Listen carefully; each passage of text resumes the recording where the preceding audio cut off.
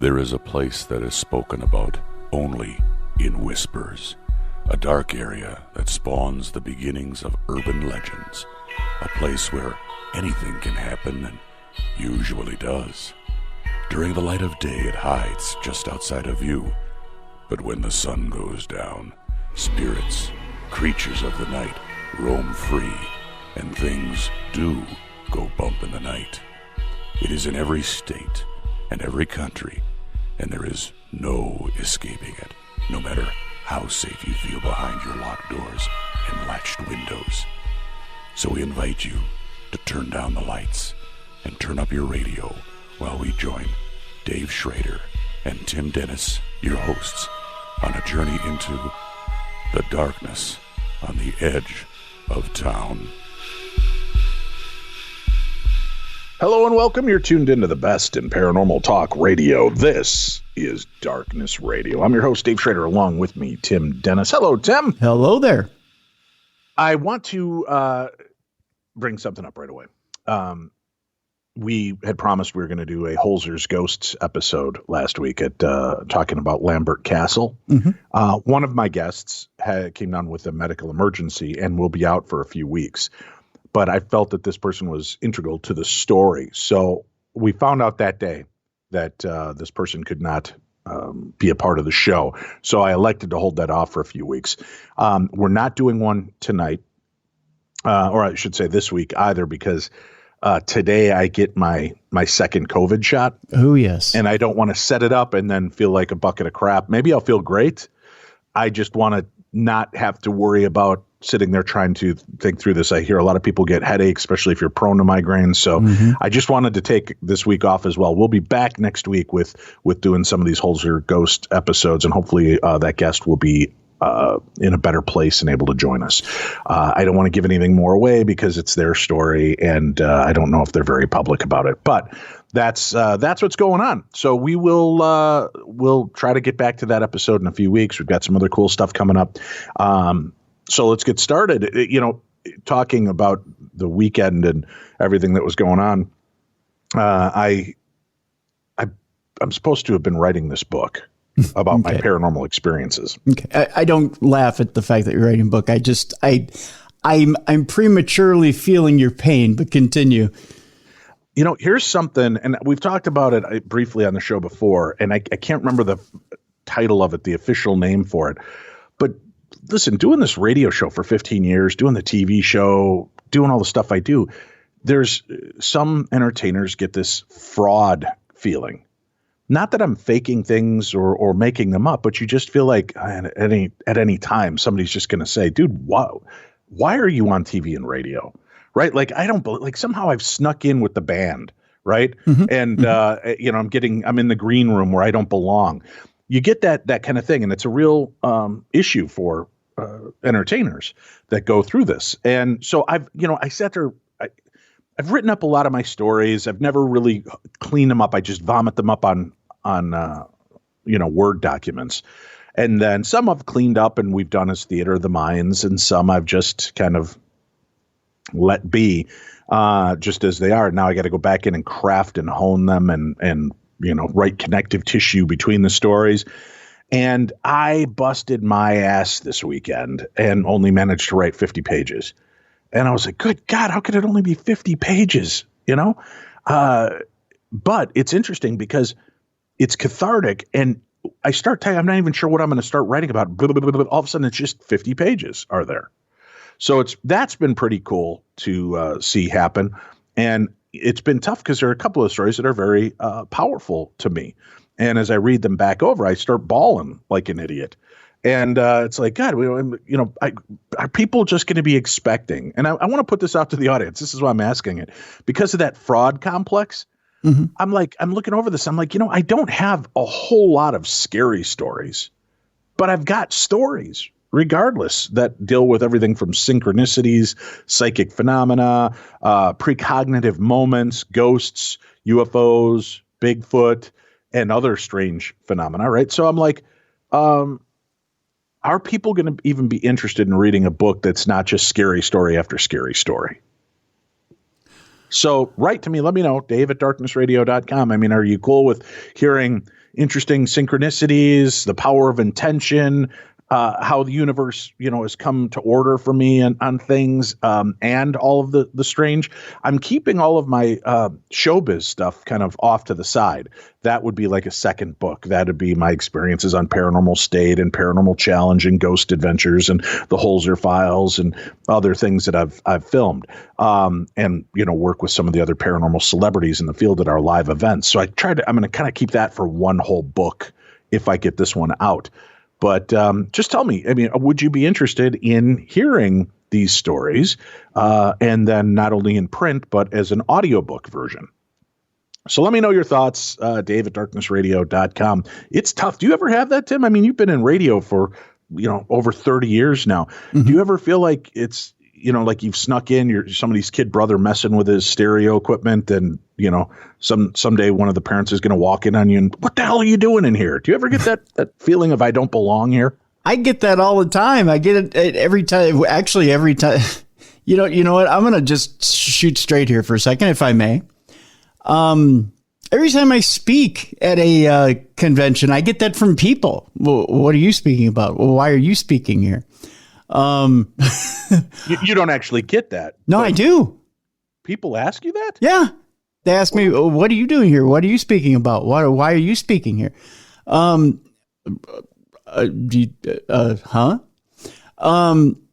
do. I get that. I think I specifically don't get booked on conventions because people don't know why they would book me. I have that complex more than you do. Because you're Tim Dennis of Darkness Radio, the long-running 15-year platform for the paranormal, setting standards in quality and excellence. Plus, you're on Paranormal Night Shift on Travel Channel and Discovery Plus. That's who you are. But I still have it now. I'll tell you this much. I'm not booked on a very well-known convention. I won't say what it is, but I'm not booked on it this year. I've been booked on it many years before, but and I have that complex over that convention this year. So there you go. Huh. And I've been on TV. I'd never been on TV before this year on, and appearing at that convention. First year I've been on television, and everybody who's been on television, if they've had a slight cameo, is at this convention this particular year, and I'm not. So, yeah, I'm having it right now. Yeah, well, see, but you're getting, unfortunately, the manifestation of this. I'm just going through the feeling weird, like I don't belong. It's weird. I'm getting the you don't belong. I'm being told that. I'm being told that. So yeah. We can't have that, folks. Just start writing to every convention. Tell them you need to see Tim there. That's it. Just start shaking their cages. So, that's yeah. So, what do? You just, you keep working. That's what you do. That's right. You keep plugging away and doing what you got to do, I guess. But well, we all know why you belong at these conventions. Damn it. People are just blind. They don't really understand. But look, you and I are in the same situation in some cases when we talk about these conventions. I will ask what I think is a very nominal fee to speak and be a part of these conventions. And I bust my ass when I'm at a convention. I'm there. I do my talks. I fill in if other speakers don't show up. I MC. I'm there at my table all day. I'm shaking hands, kissing babies, doing what it takes. And then I find out that people that were on one episode of My Haunted House or My Ghost Stories for 10 minutes are getting like multiples of what I'm getting paid. Mm-hmm. And I'm like, I've been around for 15 years. I've been on 3 major TV. What's going on here? But so I can't understand why some decisions are made over others. It just does not make sense to me in the whole field and what you get. But it is weird with the convention circuit. There are a lot of conventions who think that they're doing you a favor having you in attendance, and they don't want you to, they don't want to pay for your airfare. They don't want to pay for your hotel. They don't want to pay for you. And they think that, they're treating you more like a vendor. And you're like, well, you're selling tickets predicated on the names of the celebrities and the paranormal people that you've invited. That's why you pay them. Oh, it kills. Because they're, build it and they will come. Yeah. Right? What kills me is I see, Joe Blow from Black T-Shirt Society, who I think if we've even had him once on the show, I wouldn't even remember. And they're at this convention and they're at that convention, and I wouldn't know them if they came up and kicked me in the boys. You heard him, black shirt people. Run up and kick Tim in the boys. That way he'll know who you are. There you go. But yeah, they're probably having a great time. But they don't remember when, and they probably don't remember when we were running events with Ghost Hunters and Ghost Adventures. 10 years. Well, that's understandable. We did them for 5 years, and then we've been shut down for 10 years, but we're coming back in 2022. We will be doing live events again, Timmy and I, so you'll have to keep your eyes peeled. We'll have a good time. We'll have some Holzer Files events. We'll have some events with our celebrity paranormal buddies and get back to the basics. And I plan on trying to hit up places like Eastern State Penitentiary, Waverly Hills Sanitarium, maybe the Queen Mary I'd like to get back to. And then there are a myriad of other cool places that we have not been that I would like to get out there and see. So, I mean, I just don't get me wrong. Yeah. I didn't mean to turn this into a rant, but it just, it's, yeah, I do. I get that feeling a lot. It's more than a feeling. To me, it's a reality. I run into it a lot. Yeah. I'm sorry you feel that way, buddy. People love you. I get emails about you and how much they love you all the time. Oh, I appreciate it. I do appreciate it. Believe me, I do appreciate it. I know. But I also get emails from people asking why we're not willing to book the Snallygaster on every episode, and we should pay him. So that's the problem. It's payment. No, I'm kidding. Well, Snallygaster may make an appearance very soon. You never know. Yeah. Possibly. Yeah. I don't know. He's been tough to get a hold of. Yeah. Well, I keep putting out the call, and I get very rude responses from Snallygaster. What a bastard! Yeah. Where would he be without Darkness Radio? Well, probably more popular, I guess. Well, there's that. I want to just real quickly, Dave, if I can. You put out some very nice words and some very nice thoughts about healing from my foot. I had an unfortunate incident with a boot, and I hate Crowwalker boots, to be honest with you. I just wear it very quickly, and I didn't want to step on the book thing. Want to thank everybody. The wound is closed. And now I'm getting fitted for a new Crowwalker boot here in a week. So I'm good. Very cool. Yeah. Well, there you go. Keep the prayers and healing and energy coming for Timmy D. He certainly could use it. And we appreciate all the attention you guys give. Again, so if you're interested in my book, let me know. Dave at Darkness Radio. It's not available yet. I have to finish it. My goal is I'm planning this week to sit down for 3 to 4 hours a day and just keep hammering it. I think I can finish this book by the end of the week. And I'm talking not just like a pamphlet, but like a 200-page book. Now, I want you to realize how fast that is. You got guys like Jeff, and you got Richard Estep, and you've got guys out there who crank out, 4 books in a year. And now keep in mind that takes months for them to crank out a book, not a week. Okay. I can't help it that I'm a faster writer than they are. That's where the fraud in me is coming out. I'm like, good God, I don't even know. Is this going to be right? I just want you to realize that's exceptional. If I want a 200-page book, and I wrote for 2 days and I got 50 pages done, I should theoretically be done by the end of the week if I put in the same effort and time. So that's where I'm going. We'll have to see. I don't know. It's scary, dude. Plus, I will say this. I've recorded an audiobook for another author. I'll be sitting down to do his other 2 books, and they'll all be getting released soon. Some interesting Bigfoot stories. So that audiobook will be coming out, and I will be advertising that and letting you know how you can order it and get it for yourself. So keep tuned in, and Tim and I will let you know. Tim is kind enough to help me engineer and produce it. So, Darkness Radio Studios and producer engineer Tim Dennis behind the wheel of that as well. So, the quality is going to be great. All right, Timmy, let's get to it. It is a supernatural news day, and we've got Parashare stories to share and a brand spanking new, Tim, Theater of the Mind. That'll be coming up in a little bit. Tomorrow, I've seen dead people. Our guest, Donna Frankhart, will join us. She is a former deputy coroner, and we'll be talking about her work and coping mechanisms of what she's learned from the living and the dead. So she has had a lot of interesting experiences. We're going to dig into that. That's tomorrow on the show. We will not be doing a Holzer's Ghosts this week. So I apologize for that in advance. Who knows? Maybe if I'm feeling good, I'll just get on and do a live bit anyway Thursday night. But you could check. Worst case scenario, there's nothing there. Best case scenario, boom, a live video stream. We'll see. We'll see how it goes. But just nothing officially planned. Let's get to it. I've got a couple of emails here, Timmy. Okay. Tim, that I would like to read. Dearest Dave and Tim. Oh, isn't that nice? Mm-hmm. I also want to thank Dana Rumfield sent us a couple of really nice gifts. I won't tell you what it is because I have to get to you to give it to you. Okay, yeah, because I did get an email from her yesterday asking if I got this gift, and I didn't. I said, you know what, Dave brought some stuff by for me a little while ago, but I got it in the mail. Okay, so I just ran out and grabbed it. Right. I've opened mine. I love it, Dana. Thank you so much.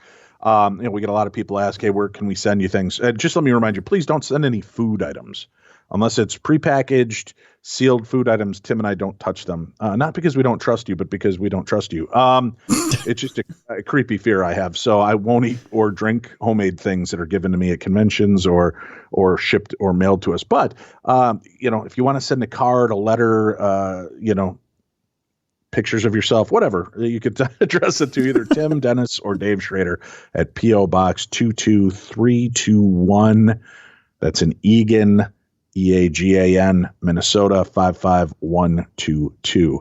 You can find that email information on our website as well, or not email, but our mail information there. And folks, I have you send me letters all the time. Dear Dave at darknessradio.com, and you send me a letter and you're like, hey, can you send this to Tim? You can send Tim an email. He does have his own, and it's a tough one. I'm Dave at darknessradio.com because I'm Dave. Yep. And this is Darkness Radio. That's Tim. He's also at Darkness Radio. So hi, Tim at darknessradio.com. Yeah. That's it. There's no secret code. No. There's no none of that. But I have people tell me, I've tried to find Tim's email address. It's on our website. You can find it. You can also hit Tim up on social media. He's really good at responding. Yep. So, yeah, I am. But if you want, you can email Tim at darknessradio.com. I'm Dave at darknessradio.com. Our mailing address, P.O. Box 22321. Eagan, Minnesota 55122. And I'm not saying that for more gifts, but I just putting it out there so you know how to get in touch with us, whether it's by email or snail mail. Here's our first one. Dearest. Can I tell you real quick? Cutest response I ever had on social media when somebody had seen the link on the website, got a hold of me on social media and said, "Is it really you?" And I said, "Yes, it's really me." And they said, "You don't have a social media team that answers your stuff?" And I laughed and I laughed. I said, "No, it's just really me." Well, I will tell you this. My wife works our social media pages for Darkness Radio, so she does a lot of the posts for the show. But Tim and I maintain and run our own pages as well. Yeah. So, if you find Tim on Darkness Radio or Dave on Darkness Radio, that's us. Yep. The branding, the Darkness Radio, True Crime Tuesday, Beyond the Darkness, those pages are run by Winnie, so she's usually the one posting. I'll pop on and post. Tim will pop on and post, and we do answer those emails there. She does not answer those. We do. But it's better to just email us directly than on the Facebook fan pages and such, because those we don't get alerts, to be honest with you. They don't alert you to emails there as much as they do if you're just on our regular pages. So, yep. Anyway, dearest Dave and Tim, greetings from South Central Indiana, Tim. Oh, wow. Greetings from South Central Indiana. I have finally decided to share some of the experiences I've had in the home I grew up in. The house was built in 1966. It's a great year, Tim. Very vintage year. Yeah.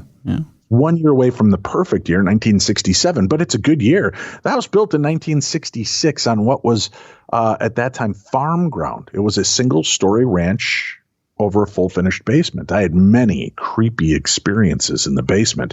I always felt like someone or something was watching us. My friends hated coming over and spending any time downstairs because they were scared. There were many times when you would hear voices, even footsteps. I would be the only one home when this happened. My mom had a sewing coupon room in the basement. I didn't know you could sew coupons, Tim. You can. You got to be really careful, Dave, because the thread tears the paper. Yeah. Oh, very good. I wonder if you'd make like a nice Afghan out of coupons. Oh, I'd love one of those. Yeah. There were times she would spend 5 to 6 hours zoned out in that room. She wasn't herself when she was there. When she would finally come upstairs, she'd be back to her old self again. Fast forward to May of 2008. My mother had just passed away in the home, and my husband and our 2 boys moved back in to take care of my ailing father. We moved into the basement. We experienced footsteps coming down the stairs, as well as light anomalies. This had a different feel altogether. My husband said it felt like my mother was visiting. My youngest son saw an old man standing across from his room by the bathroom one night, and another night he saw the same old man in his room at the end of his bed. He didn't sleep in his room for a few nights after. My father passed in 2012, and things still continued to happen. The state of Indiana bought our house in 2013 since the new interstate was going in. My husband wanted to do one final walkthrough before we turned in the keys. I stayed out in the vehicle, and he went in. It was less than 10 minutes later when my husband came flying out of the front door, terrified. His face was completely ghost white. He slammed the door and ran to the car. The house was finally demolished in 2014. Whatever was there stayed there, or so we hope. The basement was filled in with all the debris and is now paved over by an overpass. I'm sorry this is long, and I do have more to share about this house and our current house. Thank you so much for what you're doing. Much love, Tina. Well, wait a minute, Tina. You can't tell us that he came tearing out of the house terrified and not tell us why. What happened to him? And you have more stories, then tell me. This was 4 sentences. This is not a long story, Tina. No. We need more. Yep. All right, Tina, Chance. You go ahead and write us the rest of your tales. But that was a good one. That's a good. I like it. It was a bit of a teaser. Mm-hmm. It was like a movie trailer. Yep. So we'll get the longer stories as we move on. Hi, Dave. I heard you were collecting stories of angels. Well, I thought I would share mine. This is titled Angels in D.C. This can be the shortest Theater of the Mind. Are you ready, Tim? Okay. This isn't our official Theater of the Mind. Stay tuned for that later, but here you go. Today's impromptu Theater of the Mind is Angels in D.C. by Melanie Badger of Ohio. In 1991, I was 15 years old. My cousin and I went on a trip with the organization Youth for Christ to Washington, D.C. Our first night there, my cousin and I decided to take a late-night stroll to get something to eat. Neither of us had ever been to a big city before, but as most teens, we had no worries or fear of walking alone in a strange city at night. We found a McDonald's several blocks away from our hotel, and we finished our meal and got ready to head back to the hotel, when we suddenly realized we didn't know how to get back. We were lost. We panicked. Suddenly, from out of nowhere, 2 attractive men around our age appeared and asked if we needed help. We explained our dilemma, and they told us they were also in town for the same conference and that they were staying in the same hotel. They said they knew the way back and would lead us there. As we walked, we talked lightly about where we were from and such, and as we approached the front door of the hotel and started to go in, the boys both paused and hung back. They said they weren't quite ready to go to their room and that they'd see us around another time over the weekend. My cousin and I were in D.C. for probably 3 to 4 days. During that entire time, I searched for those boys everywhere. I mean, everywhere. We were all there for the same conference, yet we never saw them again. I truly believe they were guardian angels, and have always been thankful. Yeah, that was a pretty good story. I like that, Melanie. Thank you. Yeah.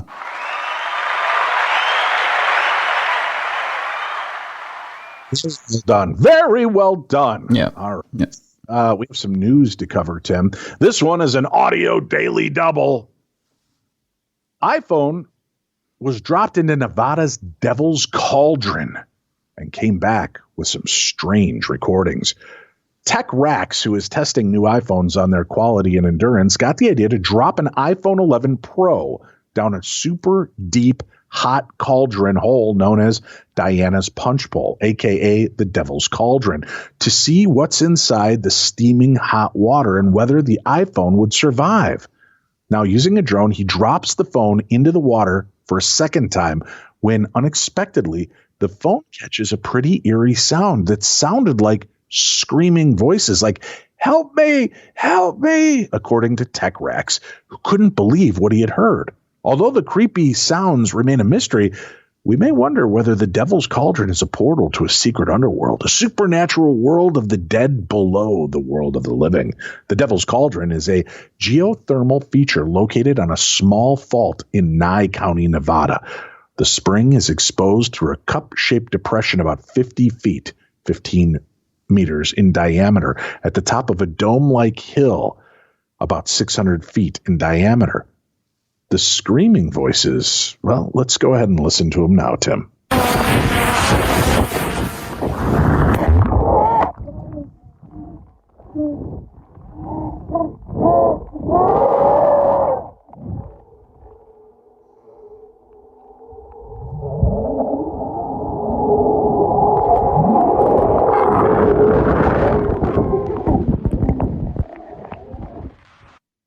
Very weird, but listen, I'm going to be the devil's advocate on this one, Tim. Okay. All right, so good. The iPhone proved that it could withstand something like this, but you already admitted you dropped it into this roiling, boiling water.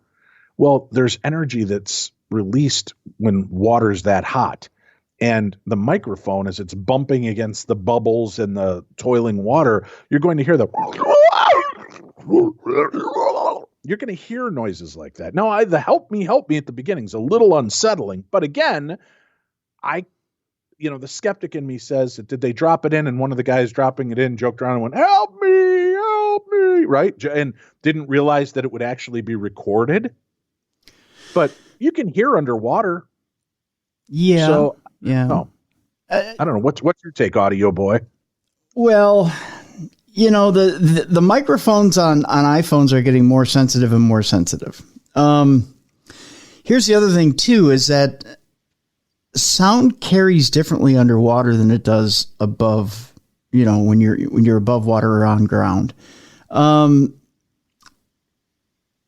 The other thing too, which I don't know that people want to hear this or not, but you have different things in the sea that create a higher pitch noise. You've got dolphins, you've got whales, you've got other things that project a higher pitched, kind of a ee or a scream or whatever, that when a phone is swirling or water is swirling around that microphone, noise can swirl around and make it sound, make a high pitched scream like that sound like a human screaming or a help me or something to that effect.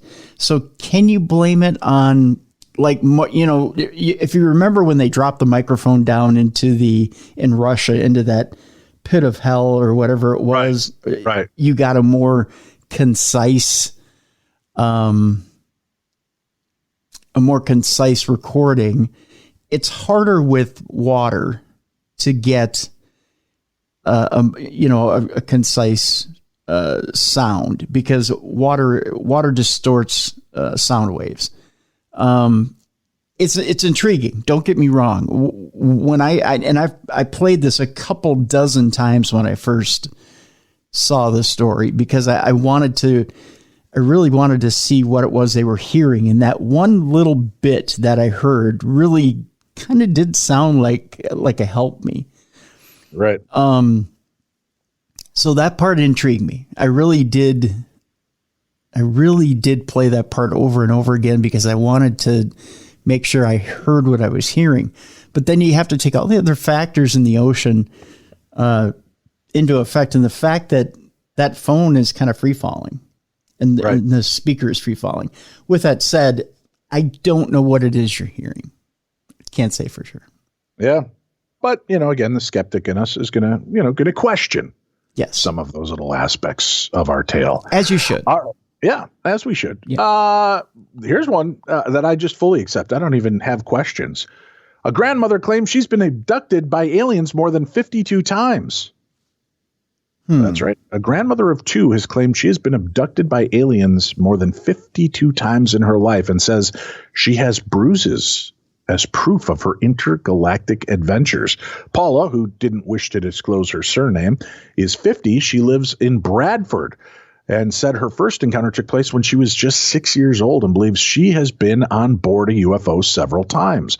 The grandmother, who has kept quiet about the encounters for most of her life, has now shared images of the bruises left on her body by aliens following different encounters.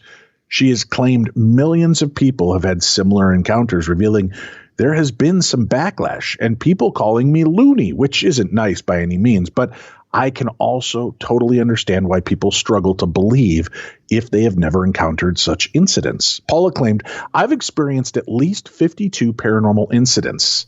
Even I can't believe the stories at times, so I'm not surprised when others don't believe me or the subject. There's no consistency with the experiences, but very few times I can sense something is about to happen, and I don't know what to expect. It just happens. There's no warning, and I can't see anything is going to happen. It just does. Paula said her first encounter came back in 1982, revealing it was in the woods, and it was completely silent. The pathway became narrower, and I could hear my heart thumping.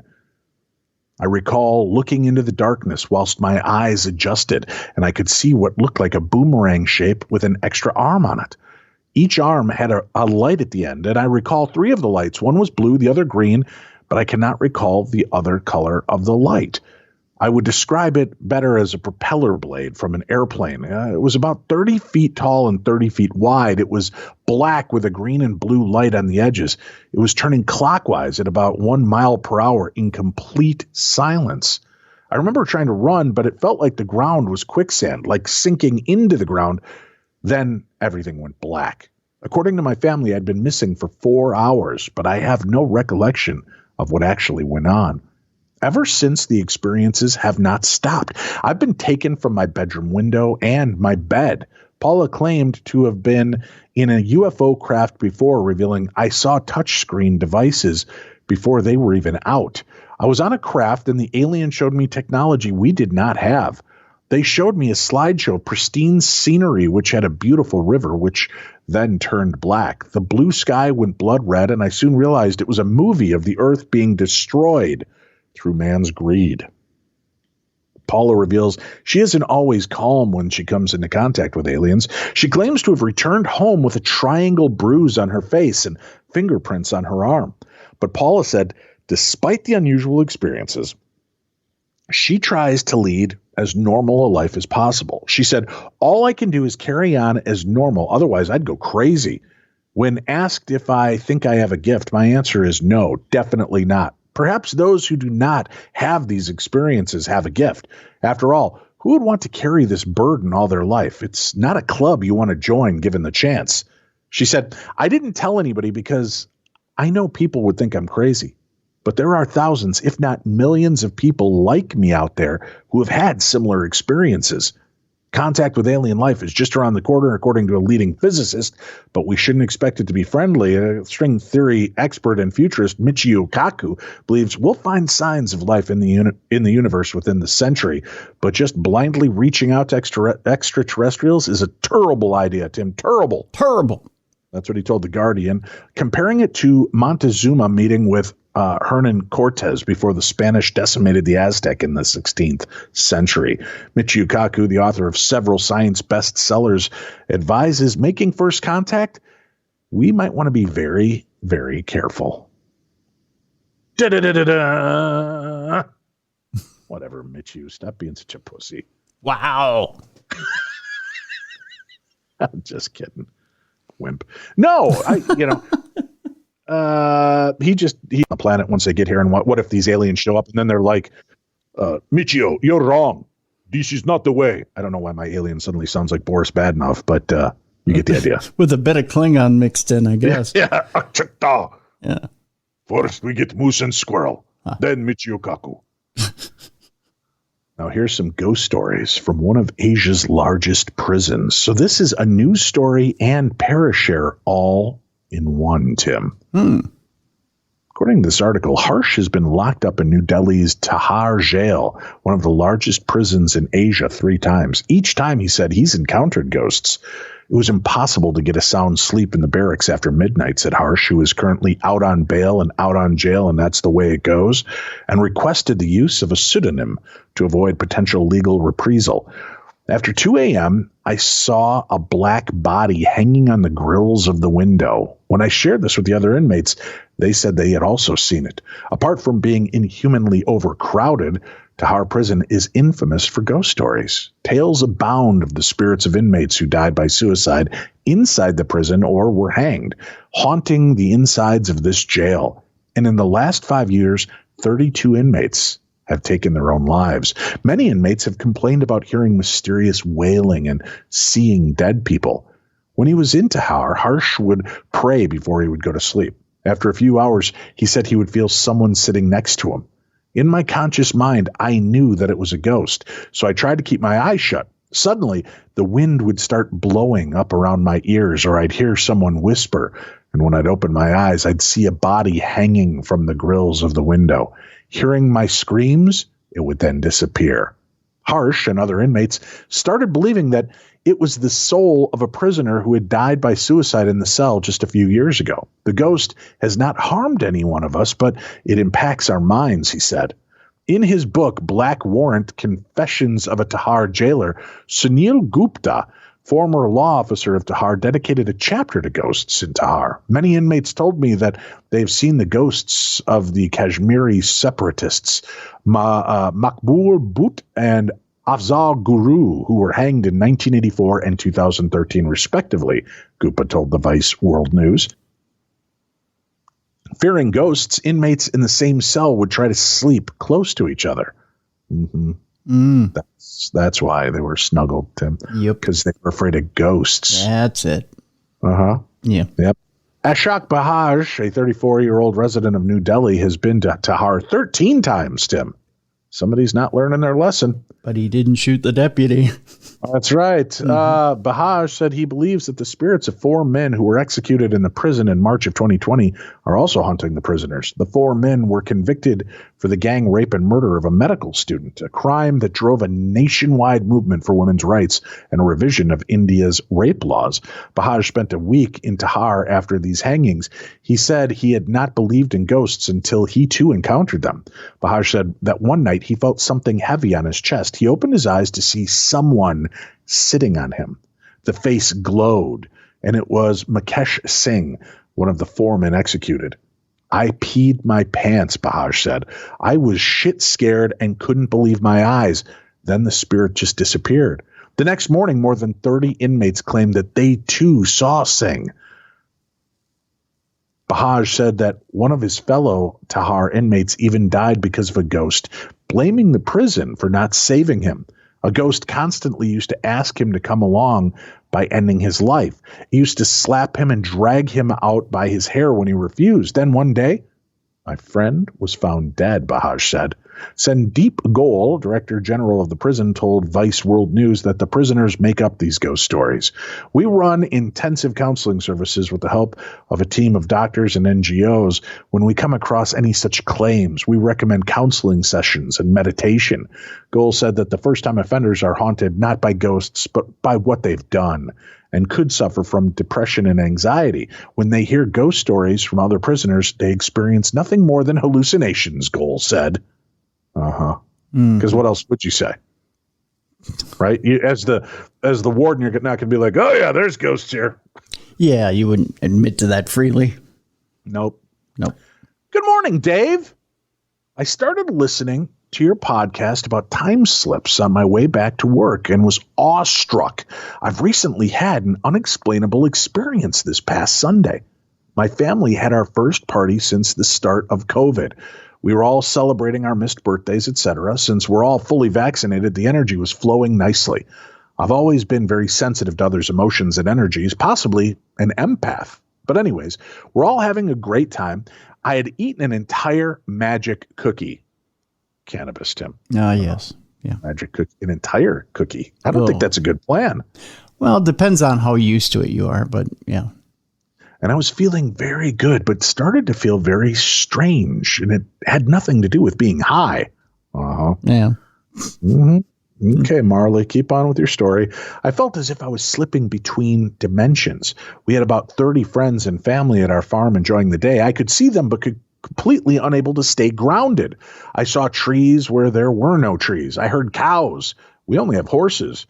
I heard children playing when we had adults at the party. Communication became so difficult that I had to find a place to sit quietly and try to get a grip.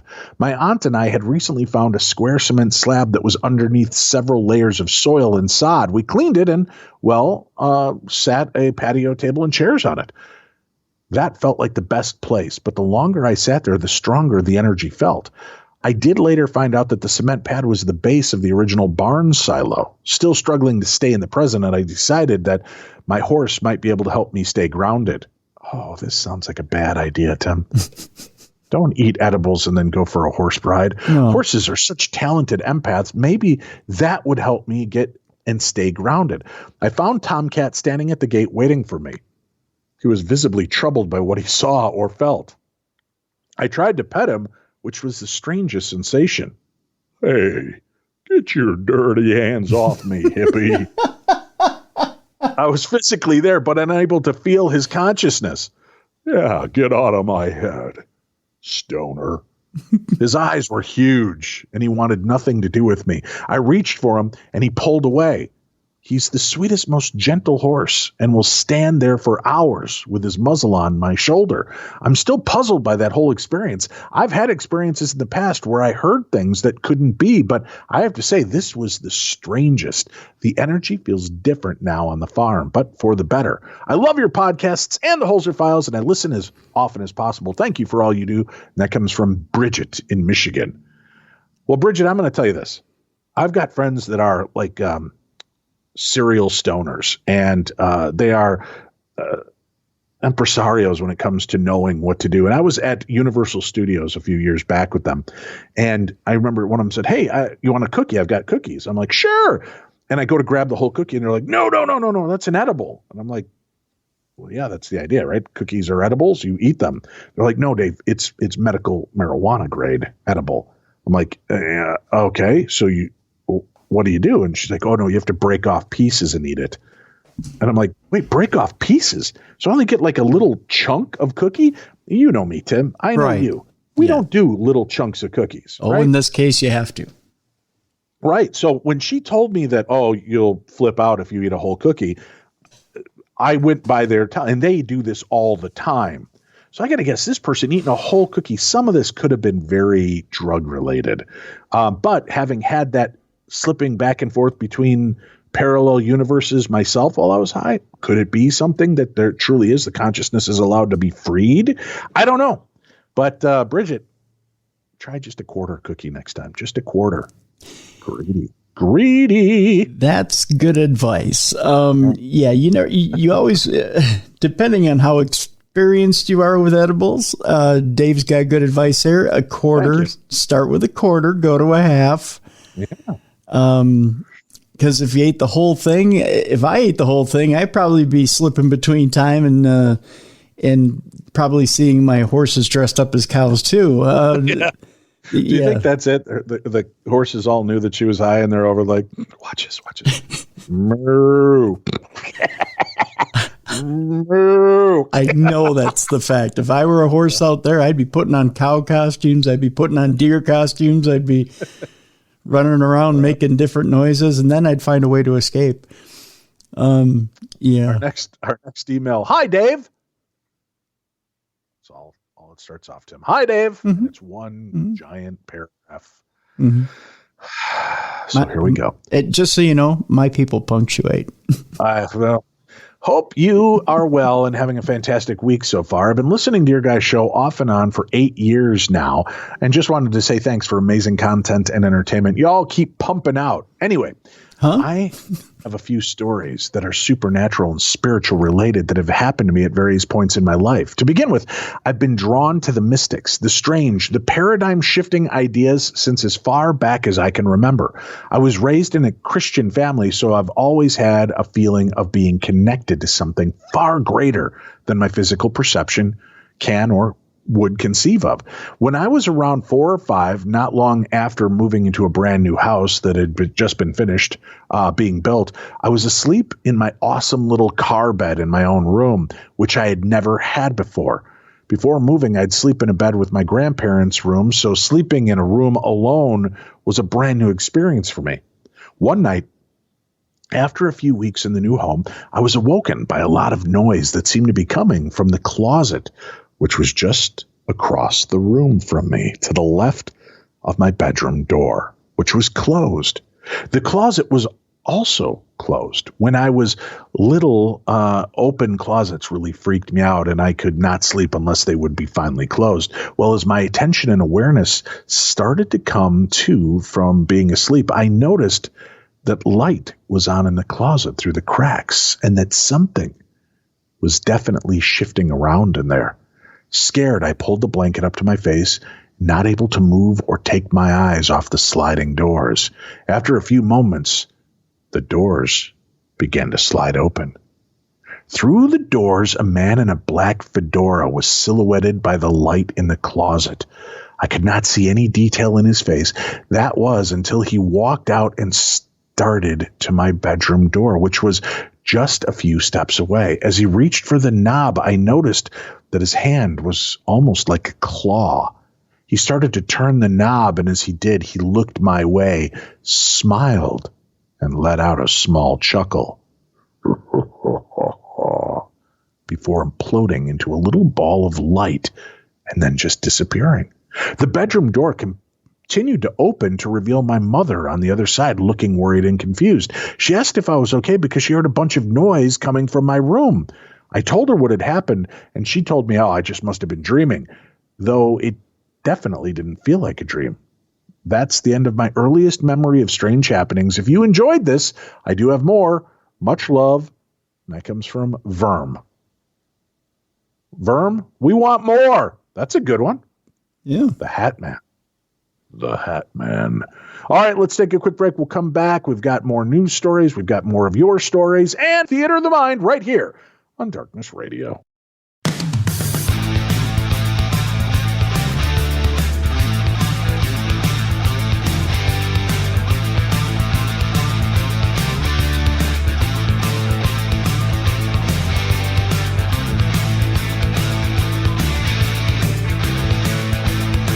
And we are back. This is Darkness Radio, your home for the best of paranormal talk radio podcast every week. Thank you for joining us. Make sure you share this show with your friends.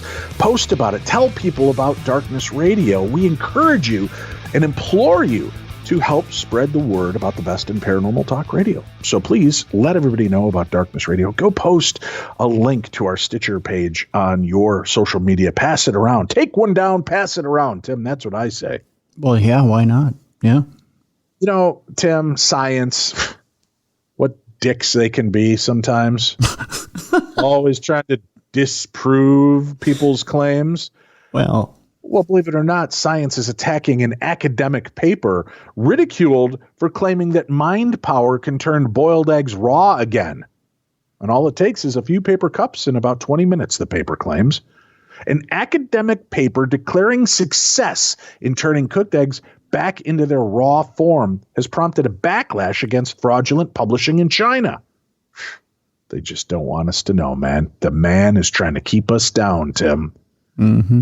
In a paper published in government-run magazine Pictorial Geography last year, the authors claimed that they were able to uncook eggs with the ultra-psychological mental power of 10 people at a vocational school in the central city of Zhengzhou. In the experiment, the participants each put a hard-boiled egg in a paper cup and spent 20 minutes focusing their mind on reviving the egg. That's my heartbeat sound, Tim. See. In a second article published last month in the same magazine, the authors described how some of the eggs were incubated and hatched to produce live chicks because of their psychological abilities. Screenshots of the one-page papers went viral on Chinese social media, triggering a wave of criticism against the academic industry that gave a voice to pseudoscience. Bastards. Skeptical sons of bitches. Pictorial Geography is a fringe academic magazine managed by the government of Jilin province in northeastern China. Authorities suspended its operations on Tuesday to investigate how the egg experiments got published. But when reached by Chinese outlet Beijing News on Monday, the paper's lead author, Gao Ping, insisted the experiments were real. But she said she had no idea how that happened. There are so many things in life that go against common sense, Gao, head of the Chunlin Vocational School, was quoted as saying, "I conducted the experiment just to give it a try, but cooked eggs could be turned alive again. This experiment result left me in shock." Another person listed as author in one of the papers told Chinese media he was only responsible for the incubation and had no idea his name was on the article. Gao's school is dedicated to improving children's brain development. The school also offers lessons on pictorial memorization and using mental power to move objects, according to adverts posted by the school's official WeChat page. The adverts were removed after being reported by Chinese media. The school could not be reached for comment on Tuesday. China was the world's largest producer of scientific articles in 2018, but it lagged behind the U.S. and the European Union in the overall impact of scientific research, as measured by the number of highly cited articles, according to a report by the U.S. National Science Foundation. Strange academic writings regularly make headlines in China, where publishing papers is required not only for academics, but also for professionals and government officials who are seeking to advance their careers. The strong desire for publishing has given rise to rampant plagiarism, corruption, and fraud in the publishing industry. That's what the big science is trying to tell you, Tim, so they can shut you down when you stumble on the fact you can unboil an egg with your mind. Last year, an academic paper published in the Journal of Glaciology and Geocryology prompted public anger because it was filled with an extravagant praise for the author's supervisor and the supervisor's wife. Another academic paper published by doctoral candidates from Beijing Normal University in 2017 was widely ridiculed for claiming that Marxist theories could be used to set ozone standards and cut air pollution in China. The government has in recent years introduced tough regulations to crack down on academic misconduct. On Tuesday, state media says the government of Zhengzhou has launched an investigation. They're going to get to the bottom of this, Tim. They want to know how this experiment happened, and they want it replicated. So don't worry, folks. We'll be talking about it right here on the show. I think this one's pretty simple. Well, what is it? Oh, it's real simple, Dave. Here's how it goes down. You ready? Mm-hmm. Mm-hmm. It involves a blindfold. Okay. Because you obviously can't concentrate without being blindfolded. Oh, no, you're supposed to stare at that egg, Tim. Well, you do through the blindfold, Dave. Oh. And what happens is they say, okay, here's the hard-boiled egg. Are you ready? Stare at it through the blindfold. And as you're staring through the blindfold, they take the hard-boiled egg from the one cup, and then they take the raw egg, and then they just switch them. It's the old switcheroo. How dare you work for the man, don't and they you? go You're part of that. And they go, Sim Salabim, look at that. You are a genius. You just uncooked an egg. Look at folks, you. It's hard to believe that I'm partnered with a guy like this. Look at you. Look at you, superstar. Kick egg baskets of truth to try to demolish reality. And that's how they do it. Hey, Tim, I get some emails from people that tell me that they would like to share their stories, but they're really paranoid because of their grammar and lack of punctuation. Okay. Or some of them are dyslexic and deal with writing. And some people have said, have you ever considered that, Dave? Have you ever considered when you're ranting about people's bad grammar that maybe they're dealing with learning disabilities? I have. That's why we set up the Voices from Beyond voicemail. You don't have to type. Mm-hmm. Just tell me your story. 651-300-4977.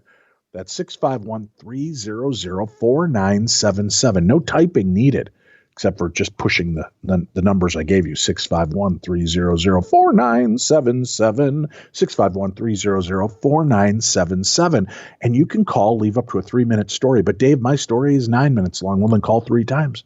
Just pick up where you left off. They will all come in order. Tim will knit them together into one perfectly done, cohesive story.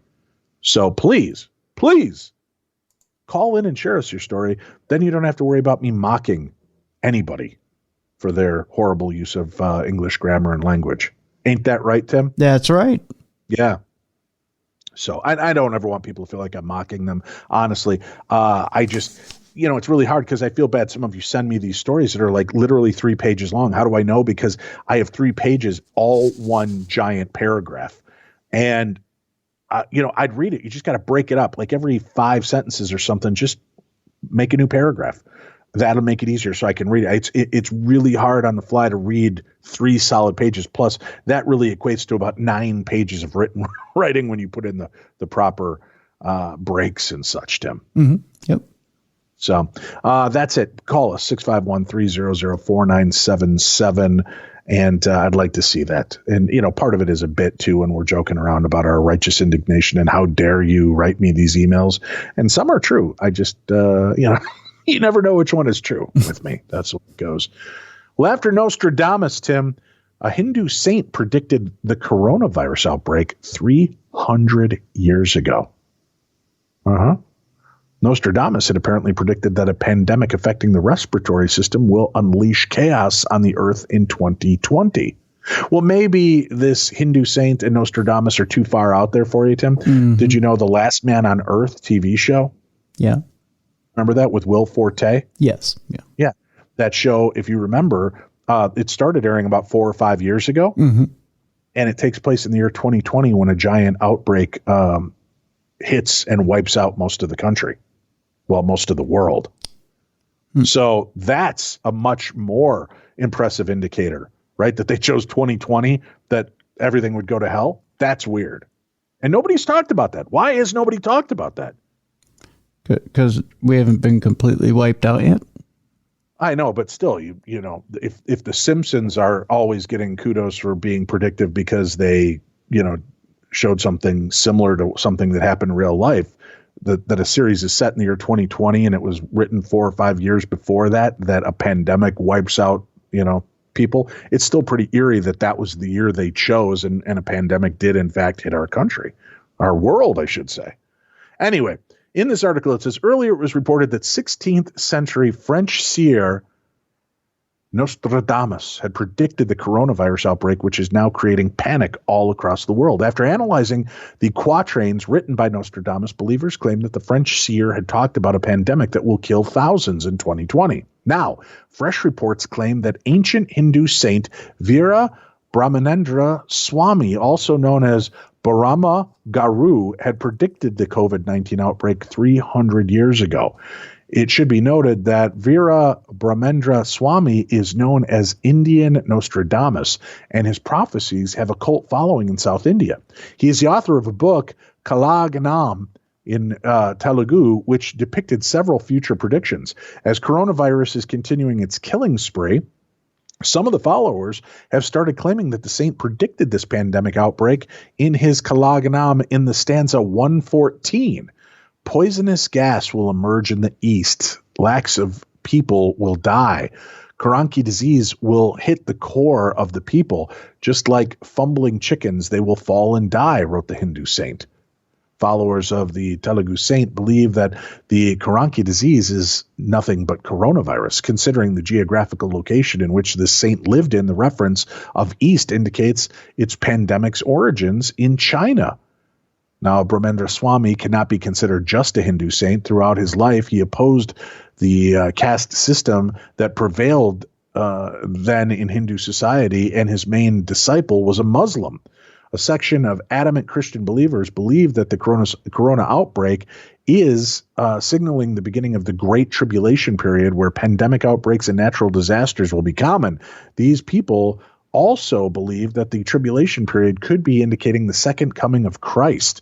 As per these Chinese or Christian beliefs, rather, coronavirus is nothing but an apocalyptic plague mentioned in the book of Revelations, and the outbreak of this pandemic will unleash chaos on the blue planets. So it's interesting. Many different people. I wonder, if you look at some of these quatrains, they're written in such a way that, if I went in and flipped through it, could I look and take any quatrain and then say, I want to find a quatrain that refers to Titanic. Mm-hmm. And could I flip through there and find something that has a general feel and would, I could fit that round peg into the square hole. Yes. Yeah. That's my thoughts as well. How many, think about this. In the last 20 years, how many things or how many events have been linked to a quatrain of Nostradamus? All of them. Exactly. How many ends up turning out being complete lies and that quatrain doesn't even exist? Right. How many times have you and I sat here in the last 15 years and said something could be linked to Nostradamus's quatrains because they were so... Let me see, 872 times. Yeah, because they're so... generic is not the word I'm looking for. It's they're so basic, right? Anything can be. Yeah. They're so basic and nondescript. Now there are some that are pretty interesting. I will give you that, but then in most cases they're very open-ended and left to interpretation. Exactly. Yeah. So what he does, I mean, I could sit down and I could do a bunch of them too, and I could do them in a current version to suggest that in 200 to 300, 400 years, our generation then could look back on me now and think I'm some sort of a genius when really I'm just spouting off, because start writing your Tim Trains. Quatrains. Yeah, your Tim Trains, where you just start making broad sweeping predictions. In the year of our Lord, in the future, there shall be a great epidemic of red fire that burns through the skies.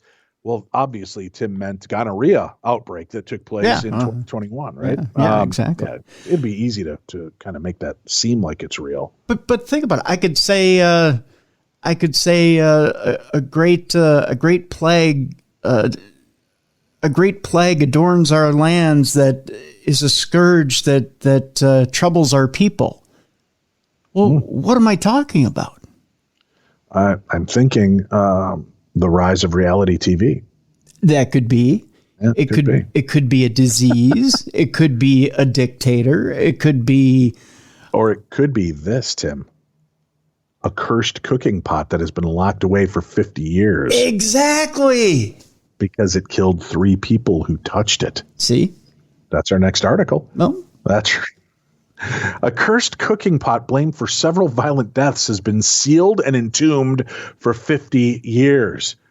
The killer kitchen utensil was placed in a specially made steel cage in the mid-1970s after at least 3 people who had touched it died.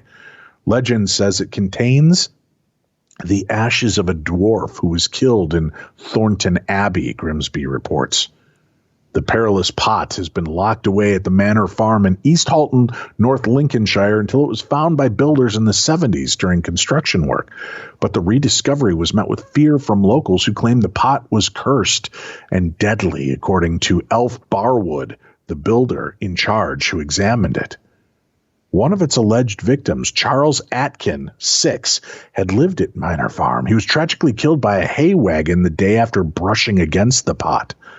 At the time, his brother John Atkins said the cooking pot was in our cellar, and I remember our father always telling us, do not go near it. But we were playing in the cellar one day, and Charles accidentally bumped into it.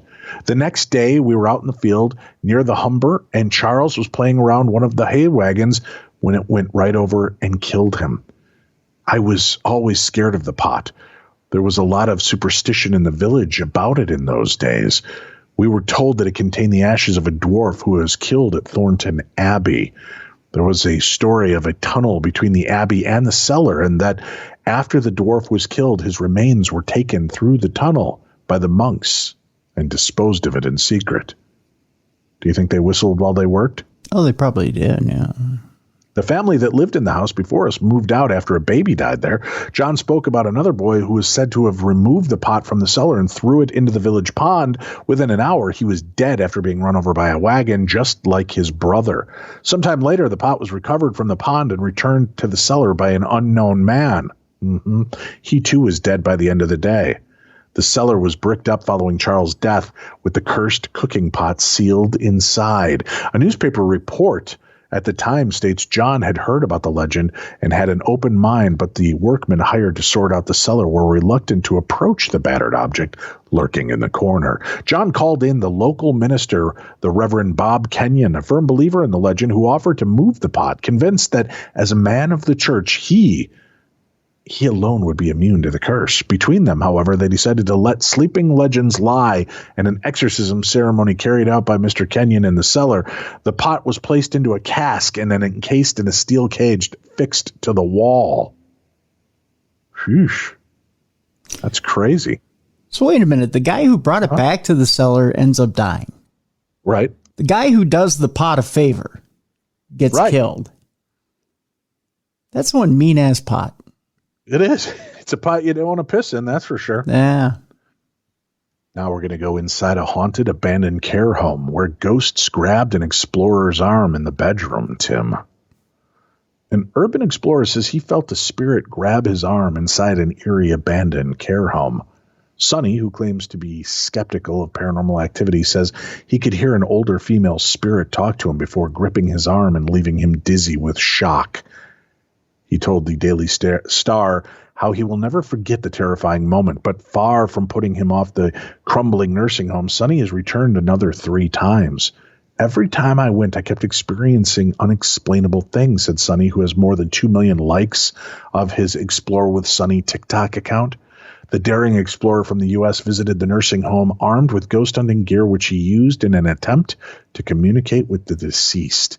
He said, I do my best to debunk this stuff, and I don't go running around claiming every noise or sound is paranormal. But when my body feels something, I usually go with it. I like to walk around and talk to the spirits and see if they're interested in speaking with me. I do this without equipment first. Then, armed with EMF detectors, digital recorders, and spirit boxes, Sonny says he felt compelled to do a bedroom. He felt compelled to go into a bedroom where he began to pick up noise. Sonny continued, I was capturing intelligent responses to my questions, which had the vocal tones of someone who seemed older. I was moving all over the nursing home and found another room with the name still on the door.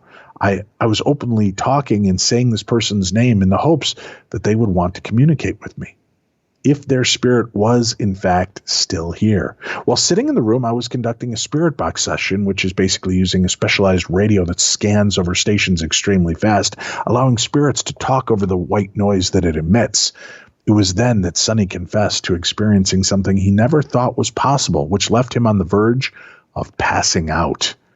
He added, I remember for a moment feeling like time was standing still, and I felt someone grab the back of my left arm. I quickly turned around in absolute shock, but I thought it was my girlfriend sneaking up on me to scare me. To my surprise, she was nowhere to be seen. After this, a female voice came through my spirit box, although it had been silent for minutes. I felt dizzy and I had to stop as I was afraid I might pass out. I looked around the room for something that could have caused this, but nothing made any sense. At the time, this was the most compelling paranormal thing I've ever experienced. I never thought I'd feel the hand of a spirit grab me, or of that was even possible. To this day, I can still remember exactly how it felt, and if I close my eyes, it's like I can relive that moment over and over again. Since then, my investigations have become even more intense. I believe this experience has opened a door for me to the spirit world, and I'll gladly see what's on the other side, he says. Getting grabbed in the arm. What do you think about that? Ghosts grabbing you, making you feel all wibbly wobbly? I just see a guy who's really nonchalant about just walking into people's places and calling out their names. Right. Just see a guy in like a zoot suit going, hey, you want to talk or what? A zoot suit? Yeah, I don't know. That's a picture I get in my head. What? I don't know. Yeah, modern urban explorer dressed in his zoot suit, swinging his pocket watch on his chain, like Tom from Tom and Jerry. Carrying around a little radio going, hey, you want to talk into this thing or what? Yeah. Is you is or is you ain't my baby. Oh, God. Funny. All right. Let's go to this next story. Southern Colorado's haunted hangouts offer frights, but history as well, Tim. Not just hauntings, but history. Who knew? Who knew? That's my question to you. Who knew? I don't know. Who knew? See what it says here. The wind is wailing past the mountainous red rocks of Pikes Peak. And a motorcycle slows and stops near mile marker 13. A bedraggled woman draws attention to herself. It's 1973, and construction work on Pikes Peak is taking place near the summit. One worker stopped near Glen Cove to smoke a cigarette when a wet and nude woman appeared. Suddenly the story is getting interesting. Yeah, hey. To legends, the worker threw his leather jacket around her shoulders and gave her a ride to the nearest toll booth. This character was played by Tom Hanks in a movie with Daryl Hannah, wasn't it? Yep. Yeah. He described her grasp as clammy and her breath against his skin as freezing, icy cold. The woman didn't stick around once they stopped at the toll booth, throwing off his jacket and running back up the hill, according to records of the account. The next morning, the worker took receipt he discovered in the pocket of that jacket to the Glen Cove gift shop dated September 21st, 1932. It was only then that he learned the woman who rode on the back of his bike was actually a ghost. Winona Mona Roberts. Catchy. Wasn't that the... Go ahead. It's just catchy. Winona Mona. Mona. Winona Mona Roberts and her husband were on their honeymoon when their car crashed off the edge of Pikes Peak Highway in 1932, plunging 150 feet down the mountain. The newly wedded woman didn't die at the scene, but 3 weeks later she succumbed to her wounds in a bathtub located in the couple's honeymoon cottage in Manitou Springs. Or perhaps she was killed with a hammer by her new husband, something he allegedly admitted to. Well, then there's no question. She succumbed to the injuries of the motorcycle accident from 3 weeks earlier, or maybe the bludgeoning by the hammer her husband gave her. It was definitely narrowed down to those two possibilities, Tim. We'll never know. Ghost is known as Desperation Mona. Moaning Mona would have been the best way. Yeah. And is always found at mile marker 13 on the mountain. A ghost that has begun to act up again, according to reports from current construction workers on the mountain. Construction has closed the upper 6 miles of the highway, and Stephanie Waters, author of several books focused on ghostly activities of Colorado Springs, including Ghosts, Legends, and Lore of the Rockies, said one worker contacted her to tell her of an encounter he had with Mona. He said the naked ghost at mile marker 13 on Pikes Peak Highway has become especially active lately. She relayed via email, I'm assuming it's because of all the construction going on up there, and the new Summit House is supposed to open soon. This is just one of the several reportedly haunted attractions to be found in southern Colorado, although visitors will have to plan carefully and earn a little luck to see any of the supposed ghostly entities. Many Manitou Springs locations are said to be a hotbed of hauntings, with many pointing to the previous reverence held for the area by Native Americans. Manitou is a belief among many Native tribes of mysterious being representing an unknown supernatural force, with the Ute, Cheyenne, and Arapaho tribes in the area. The mineral springs of the area were considered a medicinal gift of the Manitou through their combined religious beliefs. Now, visitors can visit any of the 8 springs and experience the medicinal minerals themselves, but historians and theorists speculate that a curse has been laid on the area after developers in the early 1870s developed a resort to provide water therapies. Since then, many have headed to Crystal Valley Cemetery in hopes of catching a glimpse of some of the graves associated with strange deaths and morbid tales. Ghost enthusiast and author Waters leads tours through these cemeteries, offered on a mostly seasonal basis. Farther north in Cannon City, many cite the Museum of Colorado Prisons as a haunted hangout. The museum focuses on early prison life from territorial prison days and onward, and also houses exhibits of some of the most infamous inmates, such as Alfred Packer, who was sentenced to the clink for cannibalism, or Anton Wood, who was convicted at the age of 12 for murder. However, the museum was once a prison itself, and some say the more distraught inmates still roam the area. The museum offers private paranormal events throughout the year to help guests experience the phenomena, Tim. I said the phenomena. The old gas chambers of the museum are said to be some of the most active areas for paranormal activity in the complex, as are the archival rooms where some belongings of past inmates are kept for posterity. The museum prides itself on ghostly residents and has had many ghost-themed events throughout the year. A Gold Rush Ghost Encounters is planned for Halloween, which will show visitors some of the spookiest tales relating to gold diggers in the American Southwest. In Trinidad, ghosts are also said to be found out and about. The Bloom House, a stately Victorian-era mansion on the of a banker and cattle baron who went by Frank Bloom, is now under the care of the Trinidad History Museum.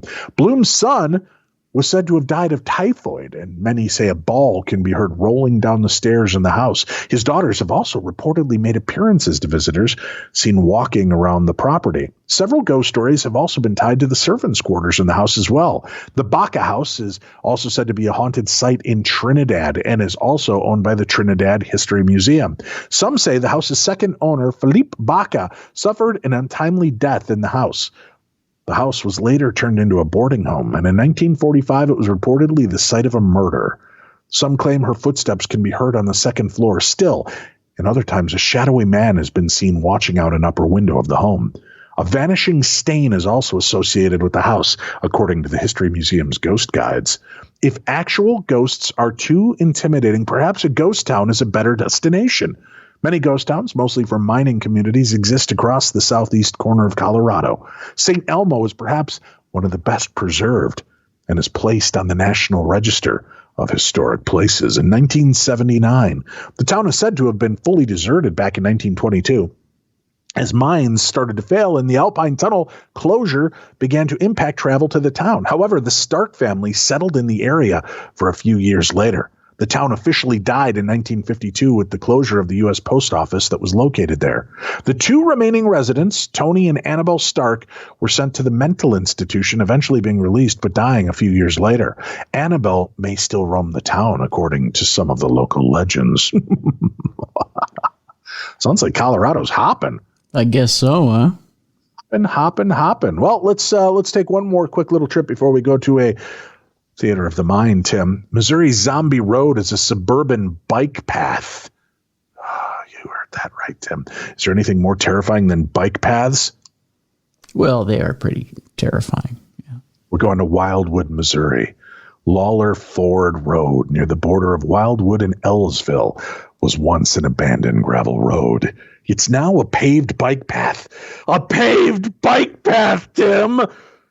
And the subject of several television shows about haunted places. It even started trending on Google's search again. Urban legends of the road involve a zombie-like homicidal man wandering the woods, killing lovers. Spirits of dead children and strange lights are among the scary stories, bringing people to the trail. They spotted a whole bunch of ghosts. When you take pictures, you can see orbs in it. Orbs, Tim! Orbs! Dear God. Klingerman, that is. A history of the road posted to the Paranormal Guide website says Native Americans first used it as a path. A ferry took people across the Merrimack River in the 19th century. A railroad was built along the river in the 1850s. The Paranormal Guide says that a woman was struck and killed by a train in 1876. Police patrol the Rock Hollow Trail near Halloween because people come to look for a scare. A St. Louis Magazine article describes a trip to the path that can be hard to find. That's because it isn't what many websites about haunted places describe. It just looks like a normal bike path, Tim. Like a normal bike path. In 2011, several people looking for spirits found fines of up to $177. They were trespassing on Zombie Road. Before it was all gravel roads and looked scary, people, like everyone else said, it's just now a bike path, according to Drew McClure. If you think walking down a bike path at night is worth $177, then I would recommend it. Other than that, no, said Blake Finnecanon. Don't go down Zombie Road. because you'll get fined and you'll get caught, said Tiffany Klingerman. The sign at the trailhead says, no trespassing from a half hour after dusk till dawn. And fines are now listed, Tim, as $1,000 and your soul. Well,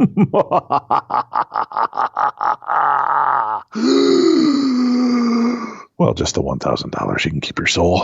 Oh, that's good. Yeah. Wasn't there a song called Zombie Road?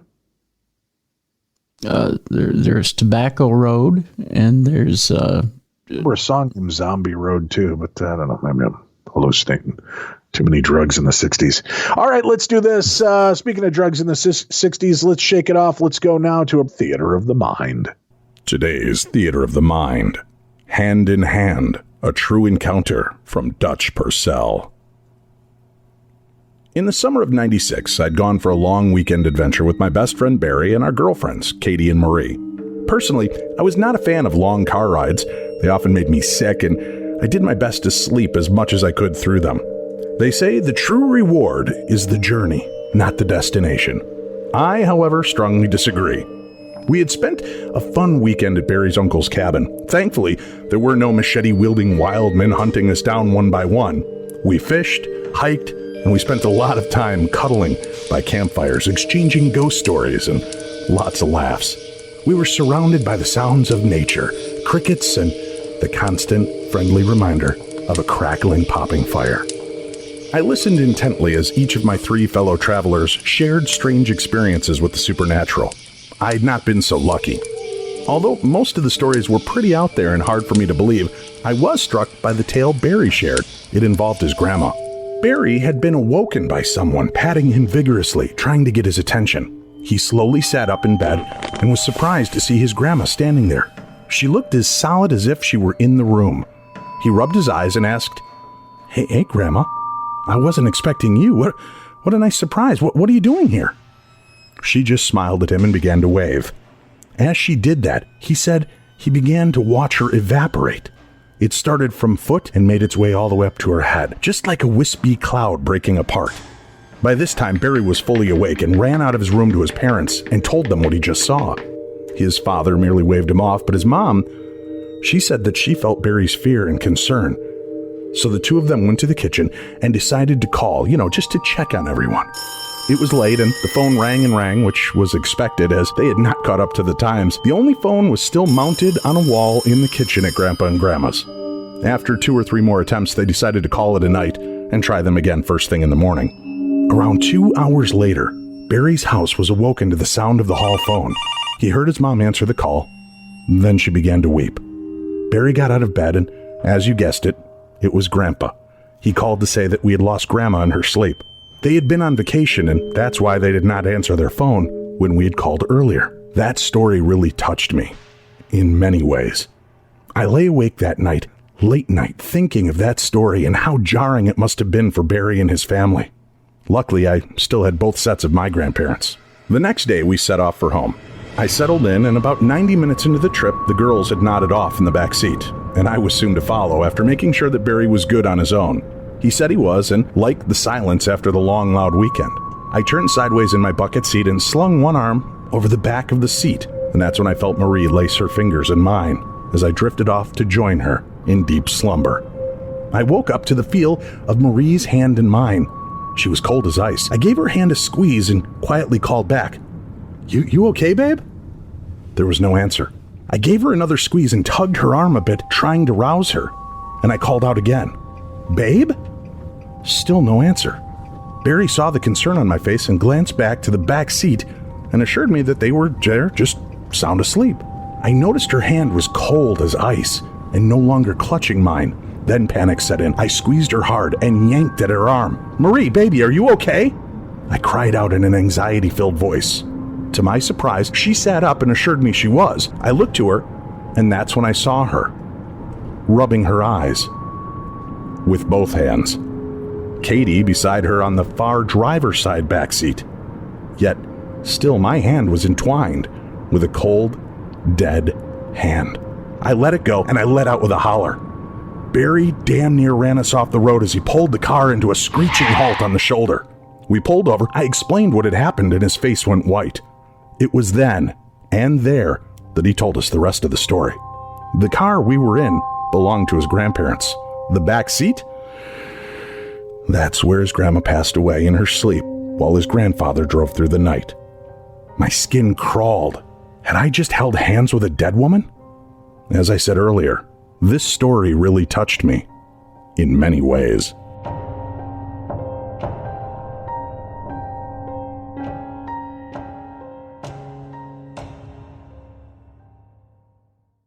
All right. Thank you. Another great Theater of the Mind. Remember, send in your stories. You can email me, dave@darknessradio.com. Write them out as a narrative. That was a great one. We'd love to hear from you. And as you hear, they don't all have to be terrifying. They can be funny, heartwarming, loving. They can be about ghosts, angels, Bigfoot, psychic phenomena. I'd love to hear some more Bigfoot stories or UFO or alien encounters written as such. Send them in to us, and we will perform them and post them right here on the best in paranormal entertainment. This is Darkness Radio. Now, Tim, this next story I'm going to read, and I want to address a few things, okay? All right. The story headline says, Stormy Daniels has been seen covered in fake blood as she blasts trolls for mocking her new career as a paranormal investigator. That's right. Former adult film actress Stormy Daniels has debuted her new career as a paranormal investigator after experiencing a series of spooky events. Daniels and her team describe themselves as specialists and healers seeking the haunted and the paranormal. To Daniels' frustrations, trolls are mocking her new path and sending her sexual messages and requests. Daniels is a member of Spooky Babe's paranormal team, a self-described group of mediums and healers who seek to expel paranormal beings from haunted places. The former adult actress has always had one foot in the paranormal, according to the Spooky Babes website. She offers card readings and other forms of healing to her clients. Daniels initially gained notoriety when it was alleged that she had an encounter with a former president back in 2006 while he was married to his former wife. Now, scandal broke out when this president was accused of paying Daniels $130,000 in hush money prior to the 2016 presidential election. While he initially denied the payoff and sexual encounter, he ultimately admitted to authorizing his lawyer to pay Stormy Daniels and subsequently reimbursing his lawyer. Now, Spooky Babes was founded by Daniels and her friend Justin, I don't know how to say it, Lope, in early 2020 after she experienced several unexplainable events when she moved into a haunted house in New Orleans. Physical attacks from invisible assailants, poltergeist phenomena, shadow figures, unexplainable sounds, voices, and more prowled her Garden District home, invading Stormy's former life and relationship like a predatory animal, the site states. The paranormal experience is intensified until Daniels could no longer take it, and those around her were beginning to question her sanity. She had an intense experience that led to her discovering her supernatural abilities and unlocking skills that she didn't even know she had. Now she's determined to help others undergoing similar experiences. With each investigation and passing day, Stormy's gifts of mediumship and healing become stronger and are constantly being validated by both recorded evidence and some of the most respected individuals in the paranormal field, the Spooky Babes website says. Unfortunately for Daniels, people have been harassing her during her card readings, leading her to post a rant on her Instagram. And I don't think it's fair to call it a rant. I think it's fair for her to do what she did, and she called people out. For those of you still thinking card reading is some bizarre code for webcam sex, let this serve as a warning. If you expose yourself during a reading, I will report you, she wrote. She has, however, had several good reviews for her readings and healing exercises. One customer said Daniels is the real deal after Daniels read her tarot cards, and then her house went under contract immediately afterwards. Another friend said Daniels has a gift. I just want to say that for the first time ever oracle reading, Stormy was spot on. I can't wait for my next reading. So I wanted to talk about this. Stormy's going to join us on our show here soon. Okay. We've just been waiting for time to line up. And I've had a really nice exchange back and forth of messages. And I'd like to step in and point something out. Mm-hmm. And I've had this rant before, but I'm going to go a little further. First of all, I don't know why it continually needs to be hammered in that she's a former adult actress. Okay? Mm-hmm. So she's the key word former. So she's not allowed to explore different facets and different fascinations or develop skills because of a former trade. I don't think that's fair. The world loves redemption. The world loves when people, in their eyes, clean up their act and try to make a normal life, right? Robert Downey Jr. certainly is a living example of that. Yeah. So this is what I want to say. And ladies, you're not going to like this, but I'm going to direct this mainly to you. Why aren't there more women represented on paranormal television? Mostly because you are asshats when it comes to women on TV. That's why. And TV pays attention. If all you do is complain about the legitimacy of somebody because of their attractive nature or unattractiveness, you're degrading your entire gender. So knock it the fuck off. Support one another. It doesn't matter if you're an ex-adult actress. It doesn't matter if you're a former neuroscientist. If you have an ability and you want to hone it and you're trying to do something good with it, Stormy Daniels is trying to heal and help spirits, which so many of you beg us to do on these TV shows and in investigations. She's legitimately into this and fascinated by it and is trying to make a run at helping. So for God's sakes, give people some slack, give people a chance to change and be new and enjoy things. We are not just the sum of our past parts. Our story continues. We get to write new chapters every morning we wake up on this side of the ground. So why are you attacking women about this? Because in all honesty, that's who I see the biggest complaints come from. Oh, why is that woman on that show? She's so fat and dumpy. I'm better looking than that. Oh, Cindy Kaza, she's just a sex pot siren trying to get attention. So you can't be attractive and you can't be what some people would consider unattractive without drawing ire in this field. How about you just support the women that are busting their ass? You just shut the fuck up and enjoy them. It doesn't matter what they wear if what they're doing is good work and if they're solid in their investigative ways, right? I've watched for years. I was friends with the Paranormal State kids when they got started. Mm-hmm. And I said, do yourselves a favor. Do not read the internet. Do not read posts, but understand that the haters are going to be what keeps you on TV. Because they'll tune in every week to hate you and berate you on social media.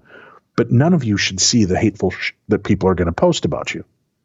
And I've had many of them come back to me through the years and say, Uncle Dave, that was some great advice, and I should have listened. Our friend Katrina Weidman has been attacked throughout her career for different things that people either find too overtly attractive or unattractive about her and her physicality, overlooking the fact that she takes this field seriously and has spent the better part of her life trying to better the field and research. Yeah. So if you want more representation on television, then support one another. Be kind to one another. No matter what our pasts may bring, enjoy who they are and what they bring forward. Listen, you can go check out Stormy's website, Spooky Babes, and her Spooky Babes YouTube page. She does it tongue in cheek. She knows who she is. She knows the baggage she comes with, but you can still see the intensity and interest she has in this field, and that's what she should be given. That's why we're going to have her on the show. Not because, oh, Tim, we're going to get some ratings pulling in a former adult star.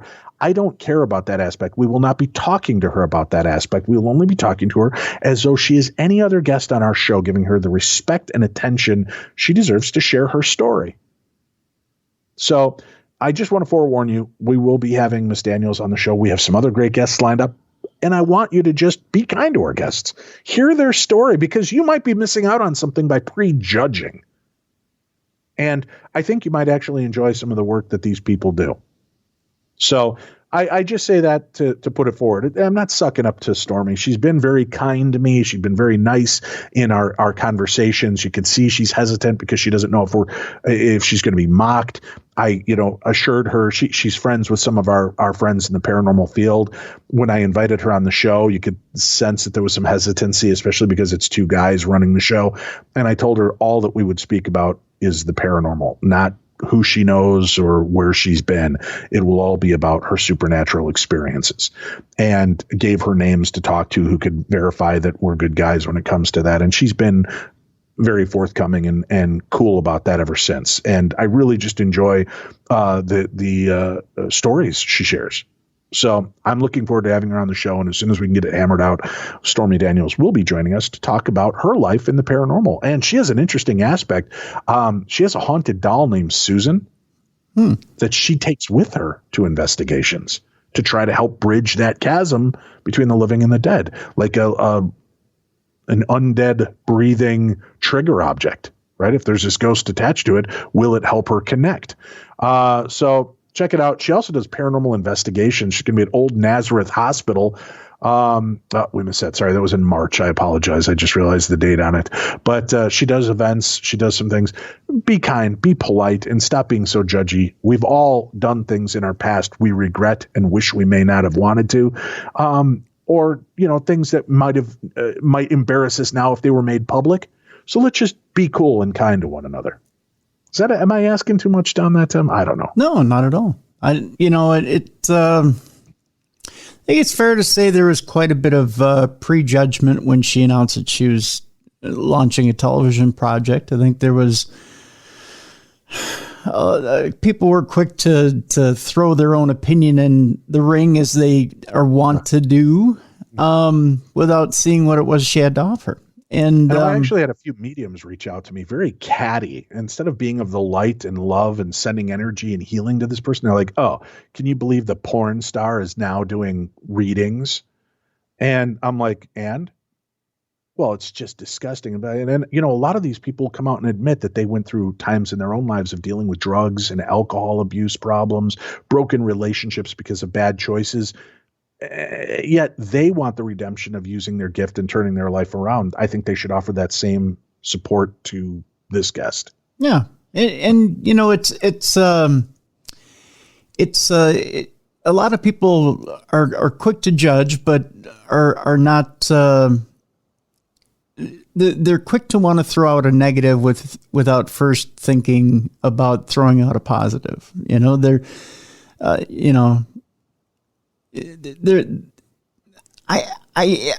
don't want to say that's not human. I would like to think that's not human nature, but as I get older, I'm finding that is human nature. Sadly, it is. People are just too judgmental sometimes about stuff. And you know what? If we overlooked all the people that we thought had problems, let's face it, we wouldn't have many people to talk to. Everybody's got their own issues. Right. Yeah. So I just wish that, I really do wish that as I get older and older, I wished that the world were better, and I guess my 1 minute on the soapbox here, it doesn't matter if you're a spiritual person, a religious person, or you wish you were a good person. The three things have one thing in common, and that is that they preach one thing and a lot of times they do another, Exactly. They preach that, don't judge lest ye be judged, or those who live in glass houses shouldn't throw stones, or whatever the saying is. Yeah. Whatever the, adage or saying is that you want to throw out there. It's the thing is this, is that, like as you've been pointing out over the last few minutes, we all have our own cross to bear. And if we all walked in each other's shoes, you'd realize that the fit is just about the same. It doesn't matter how big the sin is. It's that we're all sinners. Right. In our own way, we're all sinners. And the only one who judges us, and I know I can feel the eye rolls already, is God. It doesn't matter what you worship. If it's a rock, if it's God, if it's Jesus, if it's Buddha, if it's whoever, it's whatever God you believe in. And that God is the only one who judges us. And it shouldn't be you. Leave it to him. Leave it to the experts on this. Yeah. Crazy.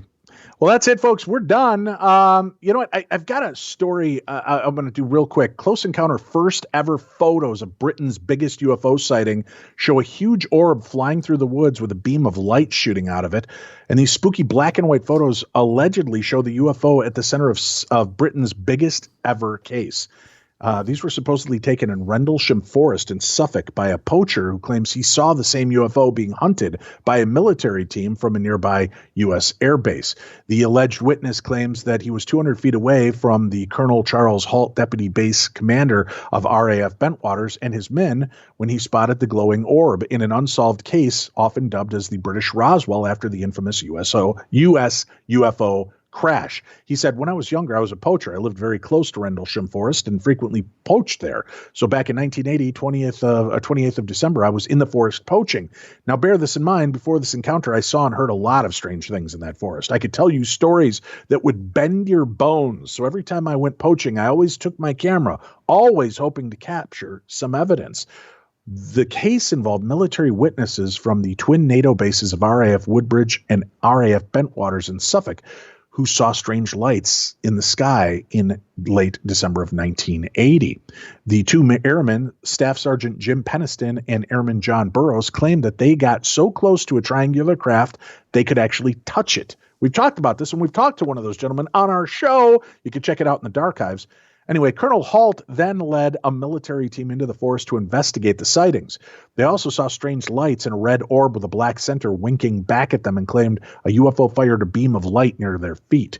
Halt later wrote a memo to the MOD describing the freakish incident, but it was filed away by defense chiefs. The poacher said, I saw a basketball-sized red orb. It had a black center like a pupil and just looked like an eye winking at you, just like Halt explained it. It was zigzagging between the trees. It was strange, and it freaked me out. It was weird. It was not proper. I saw it before Halt. It passed me first. Halt and his team were about 200 meters away. I could hear all the noise. Later, I saw another UFO. It was firing beams of light down to the ground, definitely looking for something. God knows what.